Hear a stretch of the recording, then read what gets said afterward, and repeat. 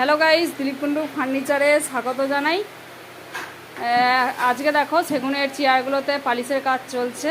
তো তোমরা আগেও দেখেছো আমাদের জগন্নাথ দা এরকম হ্যালোজেন লাইটে পালিশ করে। আজকে ওয়েদার একটু খারাপ আছে, পালিশে ডিস্টার্ব হচ্ছে, আমাদের রোদ পাচ্ছি না, তাই জন্য হ্যালোজেন লাইটে পালিশ হচ্ছে। আর অনেকেই ভাবো যে এইভাবে কি পালিশ করা হয়, মানে পালিশটা ভালো আসে কি না, কিন্তু আমাদের এইভাবেই পালিশ করা হয়। প্রায়ভাগ পালিশটা এইভাবে করা হয় যখন ওয়েদার খারাপ থাকে, কিন্তু আমাদের ফিনিশিং পালিশ ভালোই হয়, তাই তো জগন্নাথ দা?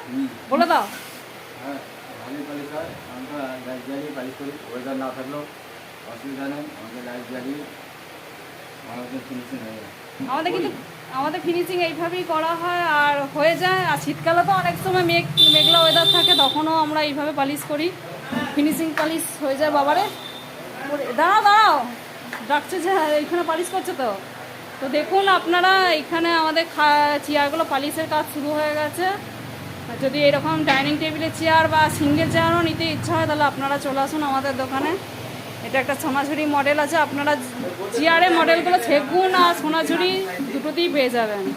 তো ভিডিওটা এখানেই শেষ করছি, ভালো লাগলে লাইক কমেন্ট শেয়ার করবে। কী বলছো গো তুমি? দাঁড়াও দাঁড়াও, যাচ্ছে। তো ফিনিশিং পালিশটা হয়ে যাক, ফিনিশিং পালিশেরও ভিডিও আসবে। আর এইরকম চেয়ার আপনারা পেয়ে যাবেন, চেয়ারের সেট, ডাইনিংয়ের সেট, সমস্ত কিছুই পেয়ে যাবেন। কেউ যদি একটা দুটো নিতে চান, একটা দুটো সেটও আপনারা পাবেন।